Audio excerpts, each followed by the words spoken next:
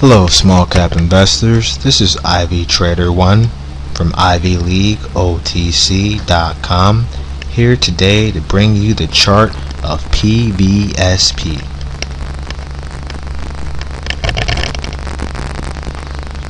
As always, the first thing to locate is the area of support, which will be indicated by this green line I'm about to draw. Let's see. As you can see, we closed directly on support. What's great about that is, one, support is holding, which has been holding since March. As we can see, even when we dip down here a little bit under support, bounces right back within a few days. Let's see. Also dipped here.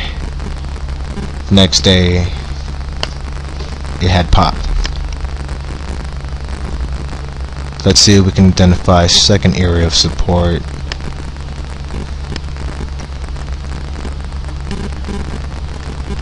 Right there at the 0.06 area. The great thing about playing a stock that's directly on support is that if you can get in close to the bottom, around 0.065 in our case, you really don't have to worry too much about the stock dipping below that.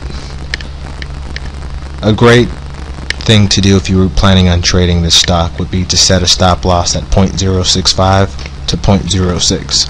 Those are the levels that should break, that should hold. Pardon me, that should hold. If that level does break, more than likely the stock will quickly return to 0.06 to 0.065 within a few days' time. The next thing to locate is the area of resistance. Resistance is important because we need to know exactly at what level will the stock begin to technically sell off, or at what level will we be watching for a breakout. The first level of resistance is right here at 0.10. This is great for us because it allows us to gain almost 100% before we even have to worry about any real thick resistance. Any type of break from 0.10 could easily lead to what we call a blue sky breakout. A blue sky breakout pretty much means that there's no real further resistance and the stock could easily double or triple. Let's see, if that 0.10 level were to be able to break, we really wouldn't have to worry about anything until about 0.15, 0.16, which would be nearly 200% from here. The next thing we're going to look at is the RSI, which is known as the Relative Strength Index. Currently, the RSI is at 45.96, which we pretty much consider neutral. This is great because it allows the stock to have a lot of room to run before it hits oversold territory at about 70 through 90. Once it hits overbought territory, we have to really worry about the stock selling off and the stock starting to dip. In fact, let's see, as we can see here, the stock was starting to reach overbought territory, and as we can see, once that happened, a downtrend took in place.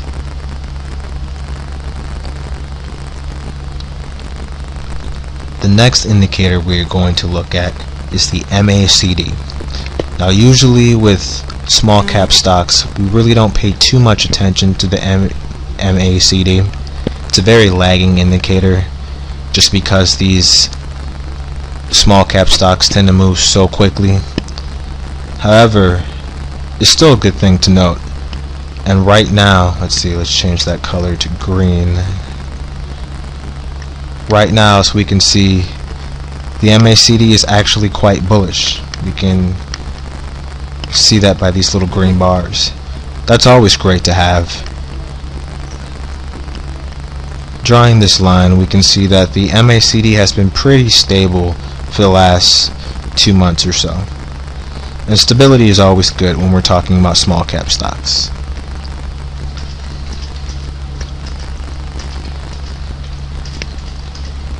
The next indicator we're going to look at is the ADX. What the ADX shows us is the strength of a trend, and if the trend is bearish or bullish, and how bearish or how bullish the trend is. The trend is shown by this white line. Anything above 20 is a trend, anything below 20 is not a trend, and anything above 40 is a very strong trend.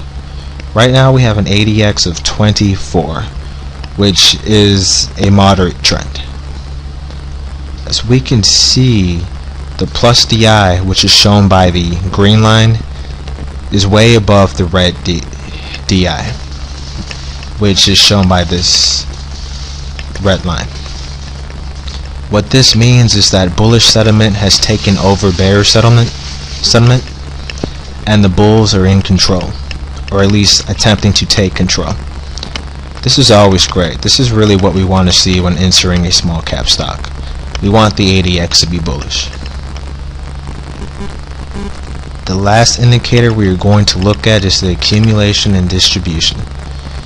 The accumulation and distribution indicator is one of the most important indicators in penny stocks, simply because it allows us to see if the stock is overbought, oversold, if the bulls are buying, if no one's buying, or if the bears are actually selling.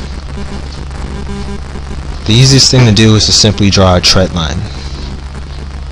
And as we can see, we've had some very steady accumulation since the month of May. In fact, it's actually trending upward. That means that people are interested in this stock and they are willing to buy.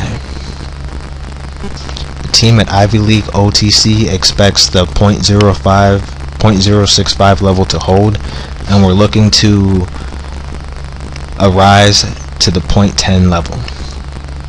If we can break the 0.10 level, we think that the penny stock OTC market will notice that break, and we could see buying all the way up to the 0.15 level before a sell-off. Our suggestion is, if you wish to play this stock, we would try to get in as close to the bottom as possible at the 0.065 level, and we would be comfortable buying all the way up to the 0.085 level. Once the 0.085 level is reached, we would look to see for continued strength. If there's continued strength, we would be fine with buying up to the 0.11 level. Then we would wait.